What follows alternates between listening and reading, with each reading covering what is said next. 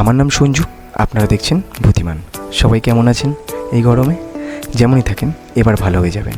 Sridham Nabadwip Oxford of Bengal একটি ঐতিহাসিক শহর, অনেক ঐতিহ্য এবং গৌরবকে নিয়ে এখনও বিরাজমান। অনেকেরই ইচ্ছা থাকে নবদ্বীপকে ঘুরে দেখার, কিন্তু সময় বা সুযোগ হয়ে ওঠে না। তাই তাদের জন্য আমার একটা ছোট্ট প্রয়াস চালু করলাম, নবদ্বীপ পরিচিতি। যেহেতু নবদ্বীপকে পরিচয় করাবো, তাই শুরু থেকে শুরু করলাম। প্রথমে আপনাদের নবদ্বীপের গঙ্গার ঘাটগুলো দেখাবো। সব গঙ্গার ঘাটের মধ্যে অন্যতম ঘাট মণিপুর ঘাট। নবদ্বীপকে হেরিটেজ শহর ঘোষণা করার পর এই ঘাটগুলিকে আরও সুন্দর করে তুলেছে বর্তমান সরকার। নবদ্বীপের এই ঘাটগুলিতে বাইরে থেকে বহু মানুষ আসে স্নান করার জন্য। আচ্ছা, আপনারা জলের মধ্যে কুমিরগুলো দেখতে পাচ্ছেন? কি সুন্দর রোদ পোয়াচ্ছে জলের মধ্যে ডুবে থেকে। সত্যি গঙ্গার এই সৌন্দর্যটা হয়তো এখানে না আসলে অনেকটাই বুঝতে পারবেন না, কিন্তু এই ঘাটটা সত্যিই খুব সুন্দর। দুখানা পিলার দেখছেন, ওই পিলার দুটো হচ্ছে গঙ্গা আরতি করার।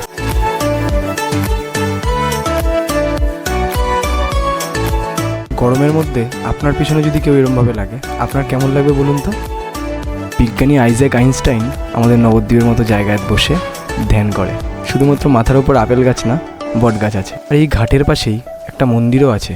এই মন্দিরটা কী মন্দির আমার ঠিক জানা নেই, তবে দুর্গা ঠাকুরের মূর্তি দেখতে পেলাম এবং পঞ্চমুখী হনুমান, এবং এই মন্দিরের মধ্যে রয়েছে মহাদেবের একটা শিবলিঙ্গ।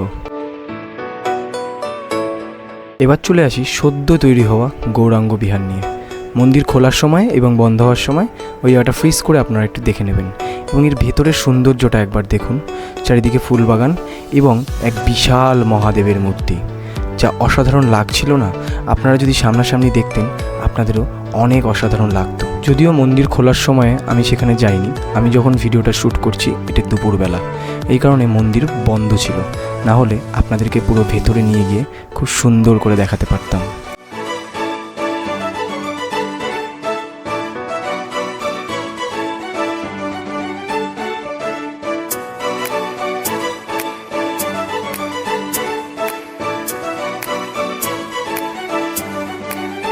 তবে এই ছিল শ্রীধাম নবদ্বীপের মণিপুর ঘাটের সৌন্দর্য। আশা করি আপনাদের ভালো লেগেছে, এবং ভিডিওটা ভালো লাগলে এবং এমন ধরনের ভিডিও আরও পেতে চাইলে আমার চ্যানেলটাকে সাবস্ক্রাইব করে আমার সঙ্গে থাকবেন। যদি কিছু জানা বা জিজ্ঞেস করার থাকে অবশ্যই কমেন্ট করবেন। ধন্যবাদ।